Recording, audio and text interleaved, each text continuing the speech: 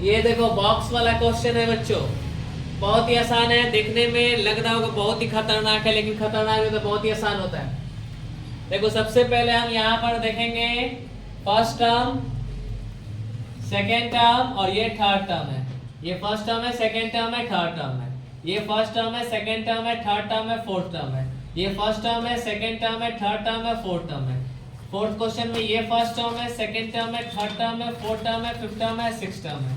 यहाँ पर first term है, second term, third term, fourth, fifth, six. तो इस बात को बस इसी पे ध्यान रखोगे, सारे क्वेश्चन बन जाएंगे। बहुत ईजी है बच्चों। देखो पहले हम पहला क्वेश्चन सॉल्व करते हैं। पहला क्वेश्चन में क्या कह रहा है, देखो फर्स्ट टर्म कितना दिया हुआ है, t1 दिया हुआ है आपको 2, और t1 को हम a भी कहते हैं। क्या कहते हैं बच्चों, a, यानी कि फर्स्ट टर्म यानी प्रथम पद भी कहते हैं। अब आता है ये कौन सा टर्म है, first term, second term, third term. ये हमारा कौन सा टर्म है बच्चों, थर्ड टर्म है। कौन सा टर्म है, थर्ड टर्म। थर्ड टर्म कितना दिया है बच्चों, 26। कितना दिया हुआ है, 26। अब देखो यहाँ पर first term, second term, third term, fourth term. तो सेकेंड टर्म दिया है बच्चों।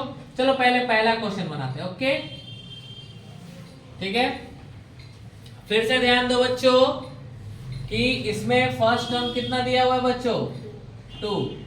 इसमें कौन सा टर्म है, 1 2 3। तीसरा टर्म कितना दिया है बच्चों, 26।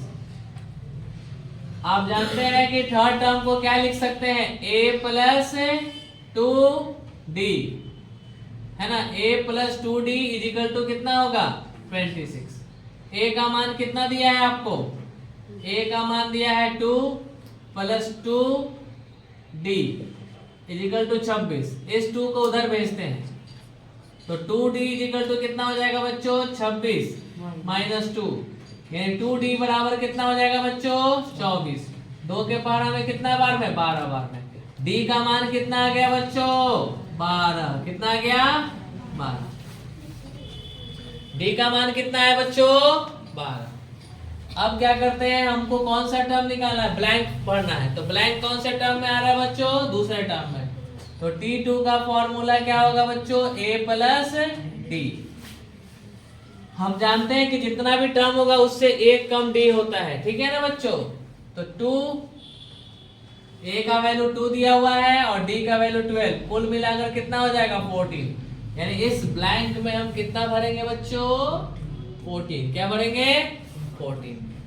चलो अब सेकंड क्वेश्चन को बनाते हैं, ठीक है।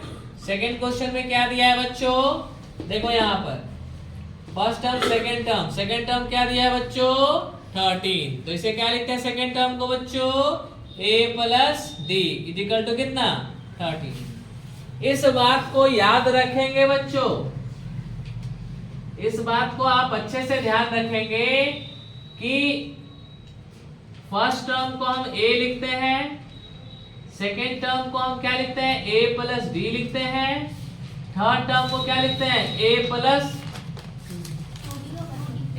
2d लिखते हैं। सॉरी, जितना भी टर्म रहेगा उससे एक कम d रहता है, ठीक है ना। फोर्थ टर्म को क्या लिख देंगे बच्चों, a प्लस 3d, और फाइव टर्म को क्या लिख देंगे बच्चों, a प्लस 4d। इसी तरह से बढ़ते जाएंगे, ठीक है ना। क्लियर है, ध्यान रखेंगे इस बात को। चलो यहाँ पर इसको हमने क्या मान लिया, फर्स्ट। क्या मान लिया, फर्स्ट। और क्या दिया है बच्चों, देखो तो first, second, third, fourth term. d4 कितना दिया है आपको बच्चों, 3। d4 का फॉर्मूला होता है a plus 3d is equal to कितना, 3। इसको हमने क्या मान लिया बच्चों, सेकंड। फ्रॉम, या हम ऐसा भी लिख सकते हैं, from equation first and second. देखो बच्चों, इक्वेशन फर्स्ट एंड सेकंड से जा रहे हैं हम लोग, ठीक है ना। फर्स्ट हमारे पास क्या है बच्चों, यानी हम इसे अगर हिंदी में लिखेंगे तो लिखेंगे समीकरण 1 और 2 से। इससे चलेंगे, समीकरण 1 और समीकरण 2 से। ये 1 और 2 से गए, तो समीकरण 1 क्या है बच्चों, a plus 13d is equal to कितना, 13। और समीकरण 2 क्या है बच्चों, a plus 3d is equal to कितना, 3। अब क्या करेंगे, साइन चेंज करेंगे। देखो प्लस है तो माइनस, प्लस है तो माइनस, प्लस है तो माइनस, ए से ए कैंसल आउट। 3d में से 1d जाएगा, क्या बचेगा -2d, क्योंकि माइनस वाला बड़ा है।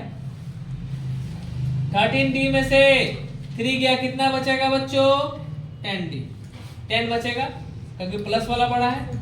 तो d इक्वल टू 10 बाई कितना हो जाएगा -2, डिवाइड करें कितना आएगा -5, यानी d का वैल्यू कितना आ गया बच्चों -5 आ गया। अब चलते हैं a का वैल्यू निकालना जरूरी है, क्योंकि बिना a का वैल्यू फाइंड आउट किए आप कोई भी टर्म नहीं फाइंड आउट कर सकते हैं। तो a निकालना होगा। तो चलते हैं from first, from equation first यानी समीकरण 1 से।